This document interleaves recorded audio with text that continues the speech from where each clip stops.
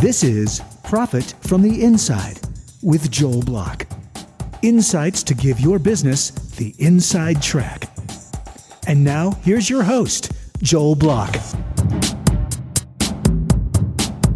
I hear from executives all the time that they hear that poor communications is costing their companies billions of dollars. And that's well known too, by the way.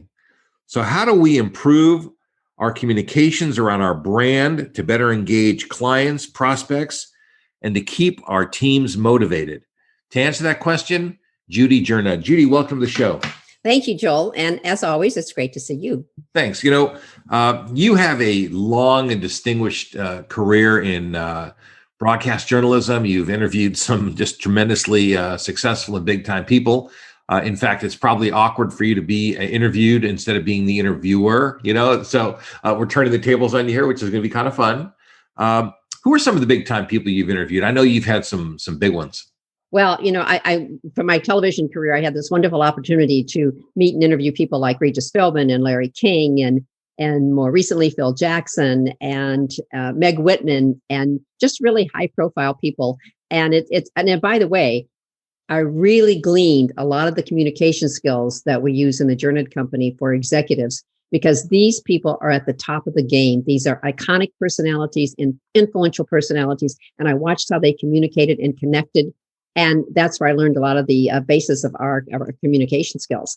But what makes these people so great at what they do? I mean, why are they so good at communicating, and what is it?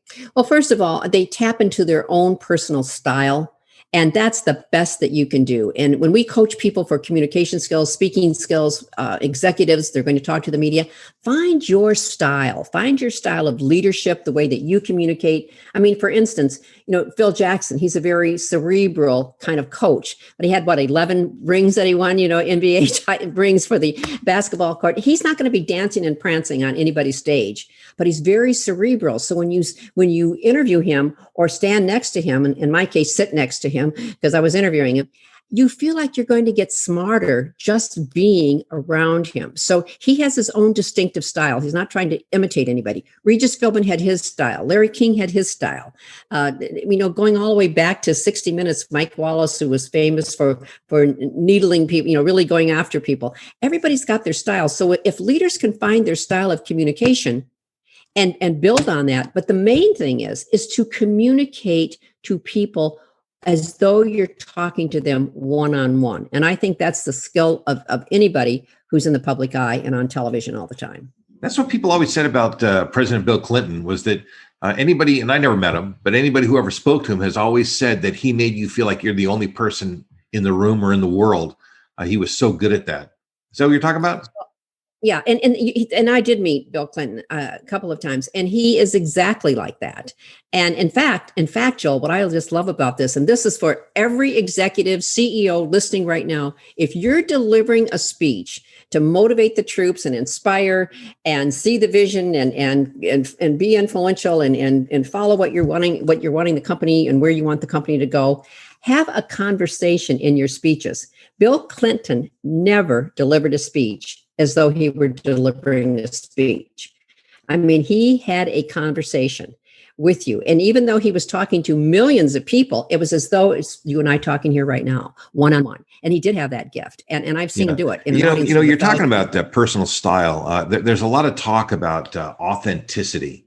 Is authenticity and personal style the same thing, or are they different in I think they're a little different in terms of, authenticity to me rings true whether you're on a stage, whether you're leading a meeting, or whether you're one-on-one with someone, that you are very authentic to that audience, to that person. That may be different than your style. I see. So authenticity maybe has more to do with consistency across platforms. But personal style is your style. Exactly. That's great. And interestingly enough, if people weren't on a stage, we all do have a style, like it or not. We have a certain style. Right. It's whether or not we're able to carry that onto a stage with us. Is that kind of what you're saying? Right. And it's you've met people, and I'm sure that I have along the way, that they're one thing on stage and there's something else off stage. Then I wouldn't call that's an authentic. I'd say that's a good speaker, but it may not be an authentic speaker. And, Yeah. and there's a multi-billionaire that you and I both know. And his style is he's ultimately successful, right? And when you talk about affluence and monetary and the wealth that he's accumulated, but there's no way that you could look at him in his style, even before he opens his mouth, that you could look at him and not know that this is an ultra successful, affluent person. And that means that he's done a lot of things right in leadership. But the way he is dressed, the kind of car he drives, the way he has in a one-on-one, he's got excellent communication skills, but he really looks at you when he's talking with you. And he has that same kind of style that a Bill Clinton did, that looking at you, even though there may be, 500 people in the room. So let's talk about, because we're talking about communications. This is kind of advanced communications, though. This isn't basic stuff. I mean, what are leaders doing to get other people to want to follow them along? I mean, what are there some specific things from a communications point of view that these people are doing? I want to give you an example. I was up working with a company in Seattle, a tech company, a division of GE. And I was there for a week. They were having a problem with their sales. They had a $16 million product. The product was priced comparably to the competition. Service agreements, all the same. But they were getting in front of the client, but they weren't making the sale. So they brought me in for a week to work with the sales team, the marketing team, and the VPs in charge of it. By my third day there, started on a Monday, by Wednesday, everybody had been raving about the CEO, raving for this division. And so finally I said, let's get a scribe here and find out what's so great about this CEO. Why are you all raving about him? He's not even in the building. He's on the East Coast. And they said, and I love this, when he's on the stage, he gets off the stage and comes down and talks to us in the audience. Now, you and I see professional speakers. We do it all the time, right? But the average CEO does not. And they said he also, when he's not on stage, he will ask us how we are doing. He'll remember something about our wife or our husband or our children or our trip. And it's a very, very intimate conversation, even though it might only be 30 seconds, you see.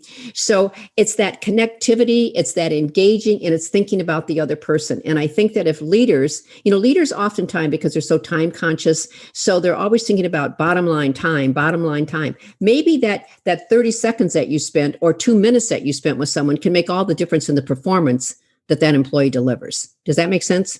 Yeah, it makes a lot of sense. So one of the secrets then would be to just be engaged with your group, with your people, and get them. And that applies not only to CEOs. I mean, that's managers. I mean, whoever is managing anybody, people are always looking up to you. And if you're doing that, then you have to try to be personable and kind of be involved with them. Yeah, is that a big piece of it? It's absolutely true. And then also, and I say this to anybody who's in, as you just said, managers, leaders, entrepreneurs, any type of any executive firm, all of us are in a position of leadership because we're always helping lead our clients to some kind of solution, some kind of result for them. But we worked with a CFO who was made CEO. Well, the person was in place for a year and it wasn't working. So I was referred in by the chairman of the board in the PR firm. And it took a different style of communication in terms of becoming more inspirational, more motivational, and more influential in terms of dress, how this person communicated with the board, and how they communicated with the staff. Even though technically the skills were there, the leadership term in terms of people development and in terms of influence just was not there. And so right. So listen. So common wisdom says you can't get blood out of a turnip. So well, there's one we'll write down, Joel. Well, no. So to what extent is some of this teachable, and to what extent is some of this innate? In other words, you took a CFO who probably didn't have the outward personality or whatever you were describing, and you helped them develop more style. How much of this is teachable? How much of it's not? It's all teachable if the desire is there. If the desire is strong enough, and if your position requires it, so a CFO to CEO, different set of skill sets, different set of people skills, different set of how they relate to the community, how they do media interviews. So if the position requires it and the desire is strong enough, people can learn it. And we've taken people who just hated speaking And then we had a letter from one that said, you took me from a stiff and turned me into a ham. Well, I'm not sure that we'd go that far, but he did get, so he absolutely enjoyed it because his job, he was the vice chair of Credit Suisse. His job required that he's on a stage talking to people all the time. And, for internationally. So he said, well, I'm Swiss. I'm not demonstrative. And I said, well, your job position asks you to be demonstrative, and at least while you're on that stage. So it's all teachable, coachable, if you will, if you have the willing executive who really wants to learn. And I can tell you, Joel, I've been doing this for more than 2 decades, and I would say that I've only had one failure. And not a failure by his standard or the company's standards, but because I know there was so much more he could have done had he wanted to. Let me try to understand something maybe that's a little more sensitive. Do you think that these skills vary between men, women, people of color? Are there certain things about the cultures of different communities that make people better and not better? And how do you cut through that situation to make everybody the best that they can be? Well, sometimes, we work with a lot of both women and men. So I just want to address that first. Sometimes women are they'll have an issue with how they talk to people with their voice, and their voice can clarify that they're not sure. And men, by the way, have the tendency to trail down on their voice. They start out strong and then they trail down. Women will tend to do up talk, what we call up talk. Joel, we're going to have a meeting tomorrow. Well, it's not a question. We're having a meeting tomorrow, Joel. So it's not a question. So there's some of that. But in terms of culturally, there are some cultures that are just naturally, I don't want to use the word shy, but they're not as demonstrative as some people might be, or as outgoing. But there again, I'm going to fall back on my story about Regis Philbin. He is not a dancing, prancing, screaming coach. Phil, by the way, this is for all of us, he could meditate right when the game was up to, who's going to win, who's going to lose. That close. He could do a meditation to center himself. So he has this goes back to style again. And so if you're naturally a shy person, you can learn the techniques of how to deliver good communication skills. It may not be natural for you, but you can learn it. But there's certainly, what we like to do, and I think this should be of any coach, by the way, for whatever skill you're working with, you pick out the strengths of that individual and you work on those. So if you've got a cerebral coach, I heard and I know his name escapes me. I think it was Ken Chenault speak at American Express at the time. And he's also not like a Jack Welch who you could speak and fill up the room. He in very different style. So you have to take that executive and build on their strengths of their communication style, and then help them get rid of the distractions so that they actually start to enjoy it and like it. Yeah. So listen, I guess that the bottom line is if they want to change, they can change. If they want to learn, they can learn. It just seems like for some people, I've noticed a lot of women lack confidence, and that's maybe, comes from an early age or wherever it comes from. And so they really need to probably work harder than men who maybe are taught to be more forceful, and they probably need to be taught to calm down, because they're not effective with all audiences either. Joel, let me come back to that for a second, because I think this might surprise you. It certainly did me, not anymore, but it did in the beginning when I first started doing this kind of work. I would get emails from people or letters or notes, and still do to this day. And we still coach the majority of, I would still say it's probably more men, 60-40 we coach than women. But because men are much more likely to invest in themselves as a rule, not always, but as a rule. And oftentimes if a company is sending group coaching, they may send 4 men and 1 woman in the group. So that just tells you a little bit about where we are in terms of leadership.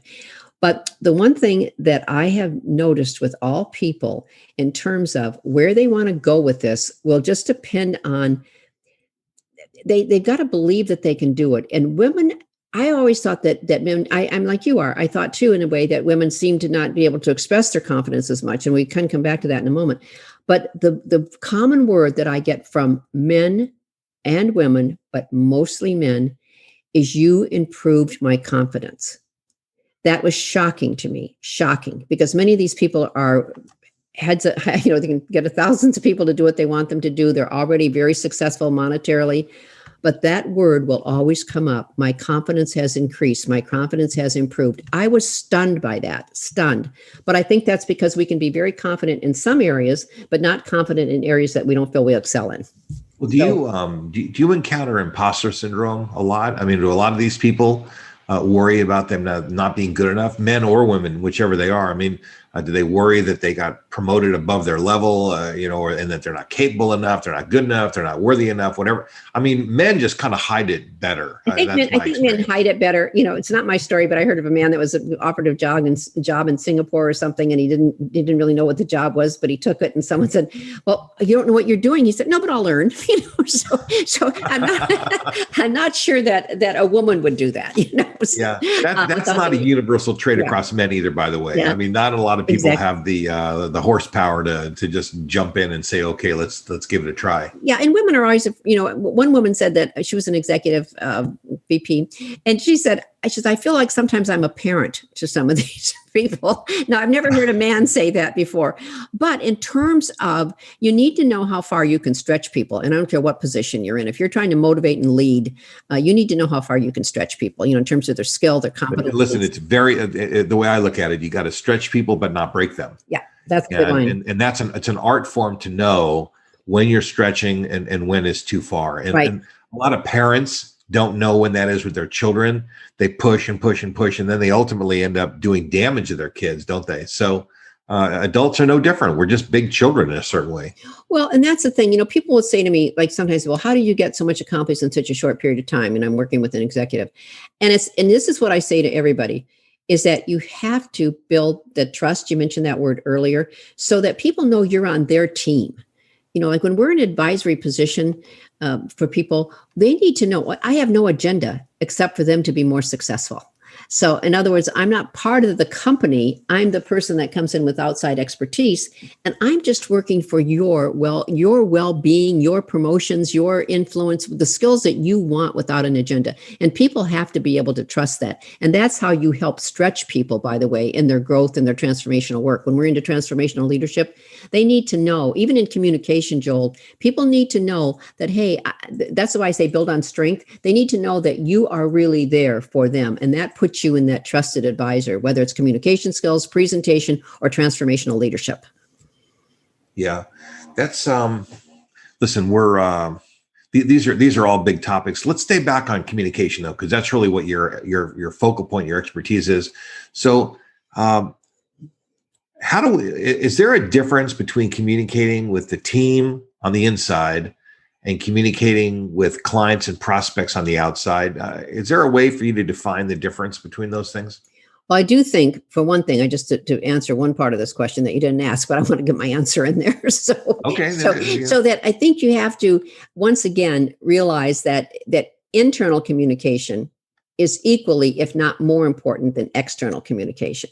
Because what happens internally is going to affect everything, the bottom line, the profits, the monetary. But I do think that that's where we come back to authenticity. If you're one way to your staff and you're another way to clients, you've lost the authenticity and the congruency.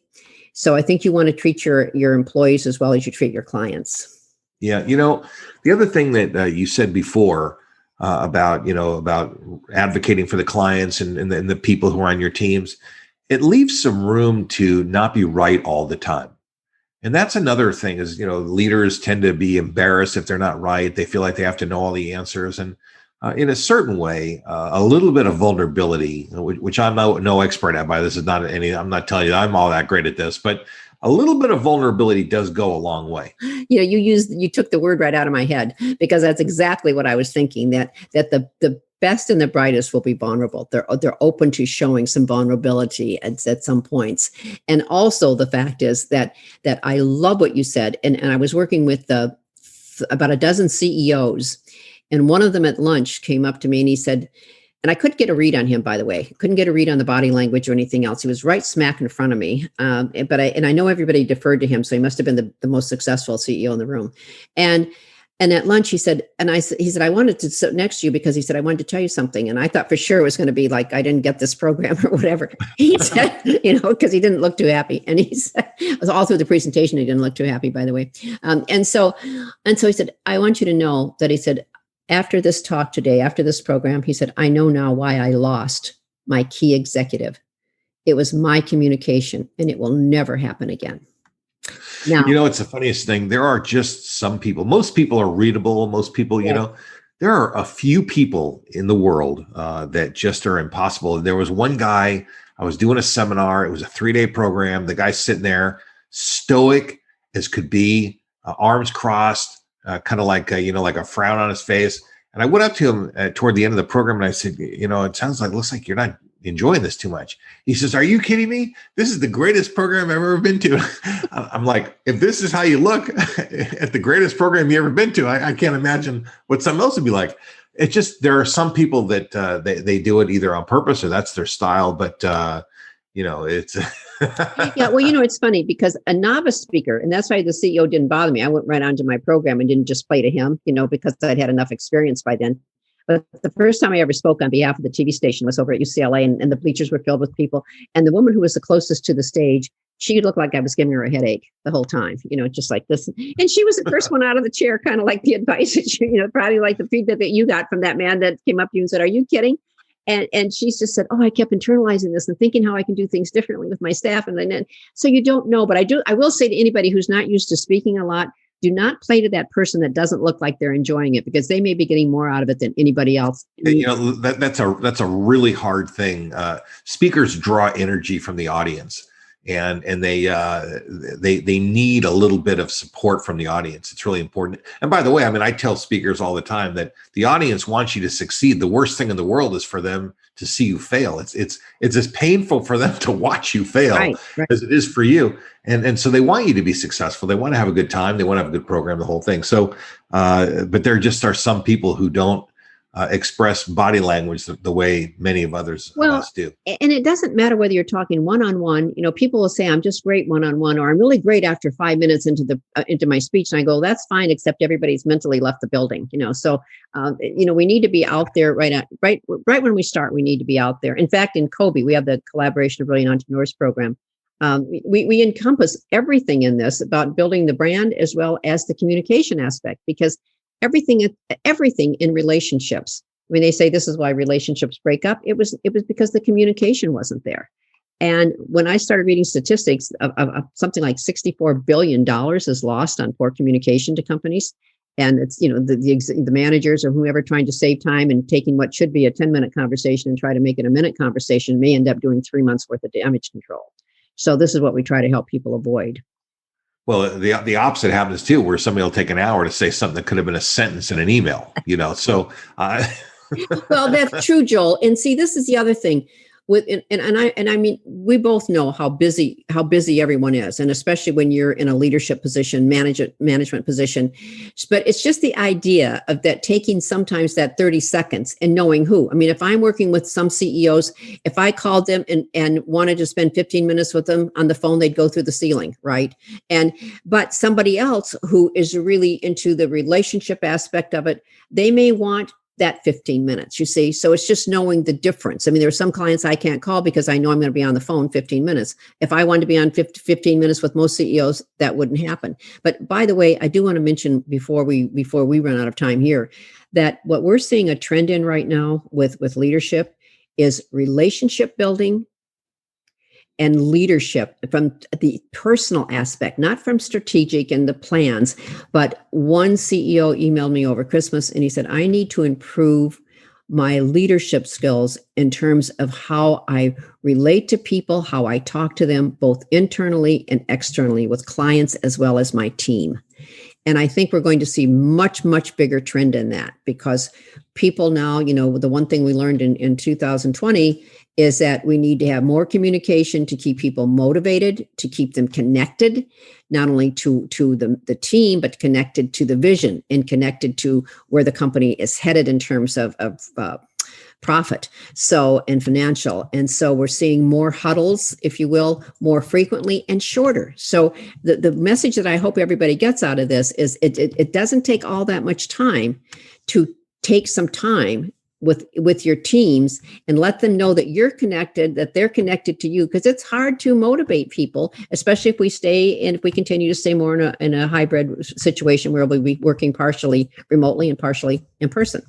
Let's talk about this work from home phenomenon and the hybrid thing, which is looking like it's going to last a long time. How does communication between the manager, the leader, and the team change when everybody's not in the same building together all the time. Yeah, I mean, people are used to dealing with clients who are not in their building, but the team, that's a different story. So what are you seeing, and how are people dealing with this? Well, one thing we're seeing, as I mentioned, the huddles. People want to be connected more. So maybe they'll have a huddle in the morning, for 10, 15 minutes. Where What does that mean? Go on Zoom? Yeah, they go on Zoom. They go on Zoom, and it may not be with the same people every day. Maybe with different people. But it's the idea that people need to know that there's someone there, that they're not just out there, at their in their island of their home, by themselves. So they know that they're connected. And you may put teams together and see teams doing more communication. And you may see the leadership more involved in the communication aspect, but it needs to be frequent.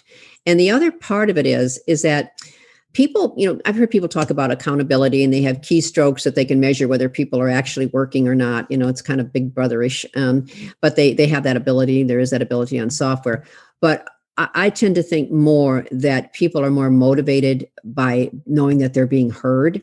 And that's probably the biggest trend now, is for people to be able to express a little more what's on their mind, because they're fearful too, about where the country's headed, where they're headed, where their job is headed, where their future's headed, whether they're going to be cutbacks and whatever. So I think that to be able to let people be heard, it's kind of like one company that he said, we have a sign in, the doctor's in, that they put up, and so that he's available to take some questions from people. So there's a lot of different ways to stay connected and engaged, but those are two words that I think that we all need to take to heart: connectivity and engagement right now through communication. What about one of the things that it seems like leadership is kind of ignoring? If people are not in the office, a lot of their connection to their friends is evaporating. And what can companies do to help people be better friends? When they're not all in the office together. You mean the teams to be better friends? Yeah. I mean, because don't you think that bonding is important? Oh, I absolutely do. And I don't know if there's going to be I'm going to use the word cure. I don't know if there's going to be a cure for that, because we all tend to like in person the best of all, whether people want to go back to work in terms of the commute, all the time. And as we said, we're probably going to be split up a bit for a few years, I think, working from home, there's some people that love working remote, but there are other people that miss the around the water cooler, so to speak, conversation, and that connectivity of running into Joel in the hallway, and saying, hey, how's it going? Those casual kind of conversations. So what I do think is going to happen in terms of the aspect of it is a lot of companies are doing special things right now. They're having pizza parties, and they'll send out pizza to all their employees and just make it totally fun, nothing to do with business. Or they may have lunch on the company, and they send them a certificate to get lunch wherever they want it. And then they set up a meeting where everybody just talks about just catching up. So there's a lot of different ways to stay connected that doesn't have to do with that. It doesn't have to be a meeting, but it has to be more fun. And we're seeing people now wanting to meet the family, so that people go, oh, Joel, I've heard you talk about your 2-year-old. Maybe we'll get a chance to see that 2-year-old. And then, how they bring their dogs to work. Well, sometimes people have their dog on their lap, and so there's a lot of different ways to have that personal connection, so that we feel that there's still some of that interpersonal. We want those skills. We want to touch with people. Look, we're social people. We were born to be social, right? And that's that emotional connectivity that we talk about. Yeah. And what do you think clients can do to improve the quality of the communication with their clients and their prospects? Frequent. That's going. Phone is kind of dead. I mean, it's not working. It's interesting. I was talking to some people about why, the technology companies are so powerful. Well, if you think about, 40 years ago, AT&T was one of the most powerful companies, and they had to be broken up because all we had was phone and mail. That's all we had. So, now we've got 50 different ways to communicate. It's very confusing. What do you think is a trend going forward in terms of connecting with people who are outside of our companies? Well, there's a lot of texting today. Texting is becoming much more popular. I mean, mainstream, more popular than it used to be. That's one thing. But I think the key word here is going to be frequency. The more frequent that you can stay in touch with your clients, and it depends on how they like to be communicated with. I mean, do they want you to call them? Do they want to have that Zoom call with you? Do they just want to get an email from you? And I'm going to give you just one quick insight here about communication. You remember, of course, we all do, 2008, 2009, what happened to our economy. Well, the first 3 meetings I had in January of 2008 were about one person was complaining. One meeting, the person was complaining about his lawyer. The next meeting I had, the person was complaining about their financial advisor. The next person was complaining about their insurance company. What do you think the complaint was for all of them? I don't hear from them enough. Haven't heard from them. They haven't gotten back to me. They used to be so attentive. Now, of course, this was a disaster that was going on financially. So some people tried to avoid it, but it's just like a good media story. If there's a big expose out there in the media, the story's not going to go away without you giving it attention, without you addressing the media and the public both, by the way. So the communication and the frequency, but there again, to know how your clients want to be communicated with and at what times. Some may say to you, if you could reach me on a Saturday, that'd be great. We could spend a half an hour together, or whatever. Other people want it's just strictly email. And some people are zoomed out, even though Zoom is such a great technology. And what would we do without it today? But they'll say, can we just have a plain old fashioned phone call? Just to check. Yeah. Judy, this is what, I see as the inside track, the best, smartest, and fastest way to, build those bridges with our customers, with our clients, with our teams is, it's very regular communication. It's high quality communication. It's authentic communication. All the things that you've indicated, those really provide the inside track to just being the best, smartest, and fastest ways that companies can do better. And I thank you for sharing those things. Thank you for being on the show today. And listen, and I appreciate our friendship too, by the way. So I do thank you very much for that. I do too, Joel. And everything that you mentioned, it also builds loyalty.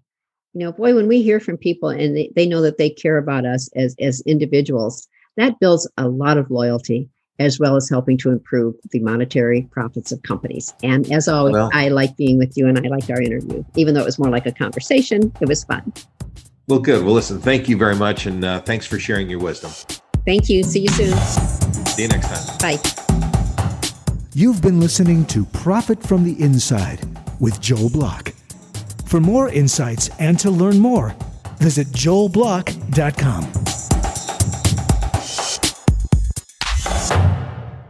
How about a shout out and a huge thanks to our podcast show producer, David Wolf, and the team at Audivita Studios. Profit from the Inside wouldn't be possible without these wonderful professionals. To learn more or to find out how you can launch and produce your own podcast show, reach out to www.audivita.com. That's AUDIVITA.com.